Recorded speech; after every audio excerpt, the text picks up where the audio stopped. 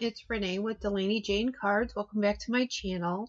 Today I have a Team Tiny Hop for you.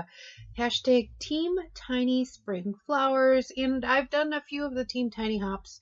And what it is a bunch of small content creators that get together and we all create a video based on a certain theme. And it is a hashtag driven hop. If you just look in the search bar of YouTube and put in hashtag Team Tiny Spring Flowers, you'll find a bunch of small content creators that have created videos, and the content creators that are involved in this hop are all content creators that have less than 1,000 subscribers and are not monetized. This way you can hop along and there's no skip ad, and you can just watch content until your little heart is just over watching content. Some of the channels might have giveaways. You'll have to pay attention to each channel. I'm not sure if there are any actually, but I guess you'll have to hop along and find out. And if there are any small content creators that are watching, if you're interested in becoming part of Team Tiny, go ahead and just leave me a comment below letting me know, and I will reach out to you when I have a minute, and I'll get you the information. Catherine Kelly puts this together, and it's been absolutely great for my channel. And me personally, I have met some of the greatest people that I know through small channel, like trying to grow small channels. Everybody's very supportive and kind, and I believe this month we might even be getting a new baby in the Team Tiny family. And if you hop over and see Annalisa, she might be having a baby right now. I will leave the hashtag in my description below, and just click on it or look for hashtag Team Tiny Spring Flowers in the search bar. So I talked through all of the fun stuff that I was doing. I did put everything across the screen, and what I did is stamped this Bride's Bouquet stamp by Picket Studio, and then I heat embossed it with silver embossing powder on this minty green cardstock. And then I did take a stencil and I sprayed it with pixie spray, and I used the deco foil gel to spread over top of that. And it's basically dry when I'm coloring it. It did have a little bit of tack to it, which is why you see me kind of holding just the very edge of the paper when I'm holding this down. I didn't get all the colors of the Prismacolors. I'm sorry. Most of the color blends are 2 or 3 color blends.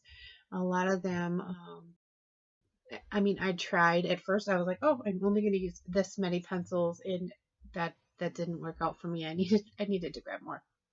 But I don't have many Prismacolor pencils. I have like the 24 set. So all the pencils are from the 24 set. I do have the Prismacolor blending pencil, which is what I'm using right now, and I did blend a few things out using that, and then I just kind of stopped using it. I love colored pencils on colored cardstock. I think it's absolutely stunning. Now the thought behind this card and what I ended up with, they're not the same thing. I don't know how often that happens to you, but I accidentally did something that I later decided that I wasn't going to tell you it was accidental, but, well, it was accidental. You see, I heat embossed this, and then I used that Decofoil transfer gel. Now, if you have been crafting any length of time and have seen any of the Decofoil videos, you will know that you can Decofoil embossing powder without having to use the Decofoil gel. So, can you already tell what I did and how my error was made? I accidentally foiled this bouquet. Not my intention at all. And actually, at this point when I'm coloring it, I was having a hard time seeing the image because it was so shiny. So you'll see me tip it up a bunch of times just to kind of make sure that I have all the color all the way to the edge of the embossing, and that I didn't miss any spots because it was so shiny. And that was just some Ranger silver embossing powder. It might have been Simon's stamp. It might have been Simon's stamp embossing powder. Let's see. Yep, Simon's stamp embossing powder, I believe. Oh, here it is. Yep. ultra fine silver. Does a great job. I do like how it embosses, and I think it's the only silver I have now, so I must have decided that it was my favorite. I had to do a bunch of rebuying embossing powder about a year and a half ago when my son dumped it out twice. At Christmas time, I use my mix that we kind of salvaged from him. We call it Cooper's Mix, mostly gold, and it works beautifully at Christmas time. So I'm just showing you one of each of the flowers. You could probably zoom in and see the pencil numbers that I'm using, or if you have the 50 or the 48 set, you could probably just look at them and see. I could have probably done it, but, well, I didn't. I have 3 small children at home and laundry and dishes, and I didn't do it. So I did this like pinky combination on some of the flowers and the yellow combination on other flowers, and then I brought this aqua blue color up to the top. There are 2 flowers there next to each other, and they're both this color. And I do have another white pencil. I'm just trying to use that one until it's gone, and it still currently fits in my hand, so we're still fine. But yeah, I do have one waiting. And I do love these colors. Like, I could have just left it like this, and it would have been beautiful. But I wanted to do that deco foil thing. Now, I also could have just left the deco foil the way it is, and it's more like a tone-on-tone raised pattern for the stencil that I had there. I also brought in purple here for the wrap, and I used 2 colors, just a dark and a light. Depending on how much pressure or how many times you go over your image with colored pencils, you can get all sorts of shade ranges that maybe markers might not give you. And I did like it. It's super pretty. So here's deco foil, and I just have a cheap Amazon laminator here. So I used a carrier sheet and I ran it through top side up. You know, it's shiny foiled, and then the dull side, and then the paper, and then I flipped my whole sandwich over and ran it through again. So now my foil is actually on the bottom of my sandwich, and then I did it one more time, but I flipped it back over. I find I get the best results with this machine this way. I'm not sure about your machine or your settings or whatever it is, but I get my best results here. Now, when I pulled this off, I realized I foiled the bouquet, and I was like, oh no, it kind of muddled up the flowers, like it's made the lines really wide, and I wasn't sure. And then there's this spot in here where it kind of must have had a little fold in the foil, and it like didn't foil there, and I was sort of mad. See how you can really see it in that little video clip? I took that with my phone, and I actually sent that off to somebody. I'm like, oh, how do I fix this? And they didn't really know. They were like, it's fine, but it didn't feel fine. So I used that cracked pistachio that I listed earlier in the video, and then also brought in some broken china, and I just blended these in from the edges just to add a little bit more depth to the colored cardstock that's on the outside. And you can really see that silver pattern coming through from where I did the stenciling. And I had used that mask to just make sure that I wasn't putting that deco foil gel on my flowers. So I wiped my whole entire thing off, and I'm still annoyed with the thing. And then I was like, well, maybe I'll use one of the sentiments, and instead I just got out my Versamarker, and I decided to just use the bullet nib and draw in all the little places that didn't get foiled because of the wrinkle in the foil. I guess I should have just taken more time to make sure that that was flat on there.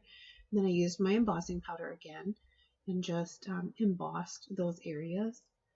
And I contemplated running the whole thing back through my machine, but then see, the heat on the foil actually made the foil kind of curl up a little bit, so it pulled it back more back into like a tighter line. So that was super accidental. I didn't know it would do that, and I really loved how it turned out. So I did it to the whole image, and it makes it so that I can see the flowers much better. And then I just fussy cut this sentiment that I heat embossed in white on some black cardstock. And if that embossing hadn't worked out, I was going to put it right there on the flowers, but it just felt like it would take away from all that coloring and everything. So I decided I would put it down near the bottom, and I trimmed off my panel here and added a little black cardstock. And this wasn't trimmed enough. I wanted more of an edge down the one side. Right now it just looks like I miscut it. So I wanted more of an edge, but I wanted to take it off the floral edge. So that's what I did there, and see how you get that nice black border on the one side and an even border on the other three edges. And the panel is still wide enough to host the sentiment. It doesn't hang off or anything. And the black now ties into the black sentiment because there was no other black on this page, so it would have been really jarring to the eye, I guess, seeing this black sentiment and then these really pretty pastel florals in the background. I don't think that that would have worked as well as it does. And because I wanted this to stay black, I used a black Copic on the edge of my foam tape here. If I was doing this around cardstock, I would just use my water-based marker. But the foam tape needs the alcohol marker for it to stick, otherwise it'll just wipe right off. So I set down my sentiment. It says on your wedding day, and then I got out Lucy's Little Things. It's a mix that is mint and gold, and I pulled some out. I really wanted to try to hide the spot in these flowers. Well, there was quite a few spots in these flowers, and I thought that this combination here was really pretty. And that mint almost exactly matches the cardstock that I used.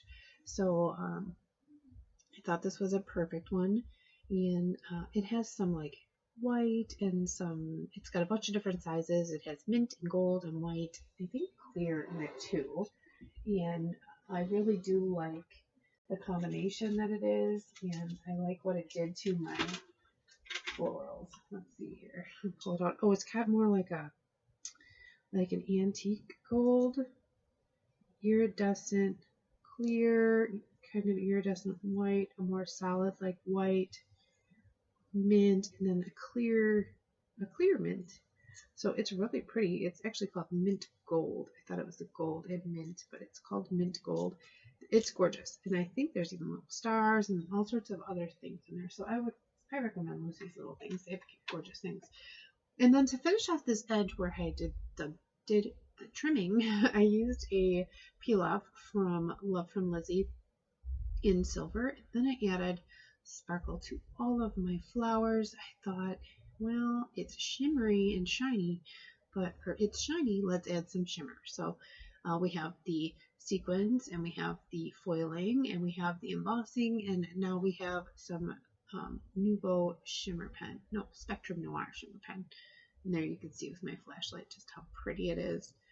I think it turned out so beautiful, and it's a great wedding card. But I did finish the inside. Yay me. I just stamped it with a gray ink. And then here are some other still shots. Remember to look for Team Tiny Spring Flowers. That's hashtag Team Tiny Spring Flowers to find the other participants in the video hop. And I would love it if you would like and subscribe and comment. I love the comments. And as I always say, give cards generously. Bye.